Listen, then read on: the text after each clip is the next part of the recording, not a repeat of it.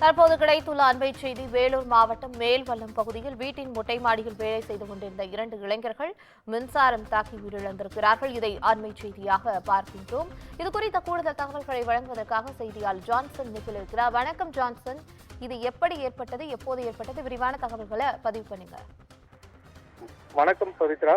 வேலூர் மாவட்டம் கன்னியம்பாடி அடுத்த மேல்வல்லம் பகுதியில சகாதேவன் என்பவர் புதிய வீடு ஒன்று கட்டி வந்துள்ளார். இந்த வீட்டின் மொட்டை மாடியில், அதாவது ஸ்டீல் கைப்பிடி ஒர்க்கு பணியின் பொழுது ஸ்டீல் கம்பி வீட்டில் எதிரில் உள்ள மின் ஒயரின் எதிர்பாராத விதமாக உரசியதால் வேலூர் காகிதப்பற்ற பகுதியை சேர்ந்த 2 இளைஞர்கள், அதாவது முகேஷ், சதீஷ் இருவரும் சம்பவ இடத்திலேயே உயிரிழந்தனர். இந்த உயிரிழப்பு தொடர்ந்து போலீசாருக்கு தகவல் தெரிவிக்கப்பட்டு வேலூர் தாலுகா போலீசார் விசாரணை மேற்கொண்டு வருகின்றனர். 2 பேர் உயிரிழந்த சம்பவம் அப்பகுதியில் பெரும் சோகத்தை ஏற்படுத்தியுள்ளது. பவித்ரா, தகவலுக்கு நன்றி ஜான்சன்.